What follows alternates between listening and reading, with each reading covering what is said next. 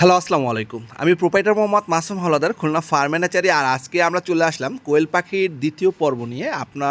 এটি হলো কি আপনার কোয়েল পাখির যে বাচ্চা যারা আপনার ব্রুডিং করেন বা যারা আপনার খামারের জন্য আপনার মূলত করে কোয়েল পাখির বাচ্চাগুলো রেডি করেন, তাদের একটি কমন সমস্যা হলো কি আপনার কোয়েল পাখির পা পড়া রোগ। যে পা পড়া রোগের আপনার আজকে এই ভিডিওর মাধ্যমে আশা করি আপনাদের কিছুটা হলেও আপনার উপকৃত হতে পারবেন।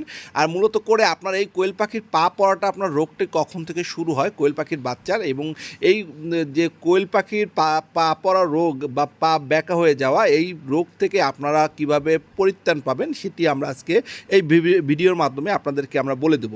মূলত করে আপনারা যারা কোয়েল পাখির খামার করেন বা বিভিন্ন জায়গা থেকে আপনার জাপানি জাতের কোয়েল পাখির বাচ্চাগুলো সংগ্রহ করেন, এরা মূলত করে আপনার 1 থেকে 5 দিন পর্যন্ত আপনার যে অ্যান্টিবায়োটিক আপনার চলার পরে, মানে আপনার 1 থেকে 5 দিন বয়সের যে কোয়েল পাখির বাচ্চা, সেটিকে আমরা মূলত করে অ্যান্টিবায়োটিক প্রয়োগ করে থাকি। এই অ্যান্টিবায়োটিক প্রয়োগ করার পরবর্তীতে আপনার দেখা যায় যে আপনার অনেক পাখির আপনার পা ব্যাকা হয়ে যাচ্ছে বা আপনার ঘাড় ব্যাকা হয়ে যাচ্ছে। এই এই এই সমস্যাটা আমরা মূলত করে ফেস করে থাকি আপনার কোয়েল পাখির বাচ্চা পালনের ক্ষেত্রে। আর আজকে আপনার এই সমস্যাটি আপনাদের মূলত করে প্রত্যেকটা খামারি এবং প্রত্যেকটা যারা আপনার লোকাল পর্যায়ে আপনার কোয়েল পাখির বাচ্চা পালন করে থাকেন, তাদের উদ্দেশ্য করেই আপনার মূলত করে এই সমস্যাগুলো হয়ে থাকে। আর এই বিষয়টি নিয়ে আপনি যখনই 5 দিন যে আপনার কোয়েল পাখির খামারে যখন আপনার পাখির বয়স আপনার 5 দিন হবে, অবশ্যই আপনি এই 5 দিন বয়সে যে আপনার পাখিগুলোকে আছে, এই পাখিগুলোকে আপনি থায়াবিন দিবেন। থায়াবিন, আমি আবারও বলছি, আপনি রেনাটা কোম্পানির আপনার থায়াবিন বা থায়ামিক্স আছে বা থায়াবিন প্লাস আছে, আপনি এই টাইপের এই থায়াবিন যে আপনার ওষুধটি আছে, এই থায়াবিন ওষুধটি আপনি দিবেন লিটারে 1 গ্রাম করে পানির সাথে মিক্সড করে দিবেন। আর এটি আপনার যখন এই ভিটামিনের মূলত করে আপনার পা রোগটা আপনার কেন হয় সেটি আগে আমরা আপনার মূলত করে জানবো। মূলত করে B1, B2 এবং B6 এই ভিটামিন জনিত আপনার ভিটামিনের অভাবে মূলত করে আপনার পাখির পা পড়ে যায় এবং ঘাড় ব্যাকা হয়ে যায়। সেই ক্ষেত্রে আপনি থায়াবিন দিবেন, থায়াবিন বা থায়াবিন প্লাস দিবেন। বিভিন্ন কোম্পানি বাজারে আপনার থায়াবিন টাইপের বা আপনার যে কোনো কোম্পানিতে বা যে কোনো ওষুধে আপনি B1, B2 এবং B6 নামের যে মানে আপনার ভিটামিনগুলো থাকে, সেই টাইপের ওষুধগুলো আপনি আপনার খামারে প্রয়োগ করবেন। এতে করে আপনার পাখির পা বা ঘাড় ব্যাকা হবে না এবং আপনার পাখি অল্পতেই আপনার সুস্থ হয়ে যাবে। আর এটি আপনার মূলত করে ছোটোবেলাতেই আপনার পাখির বেশি সমস্যা দেখা দেয়।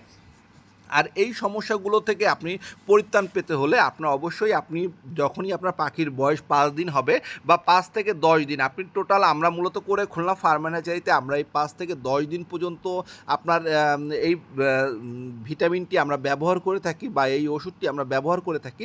আমরা সাজেস্ট করছি যে আপনি এই টাইপের ওষুধগুলো আপনি ব্যবহার করলে আপনার খামারের যে পা ব্যাকা রোগ আছে বা আপনার ঘাড় ব্যাকা রোগ আছে, সেই রোগটি আপনার আর হবে না।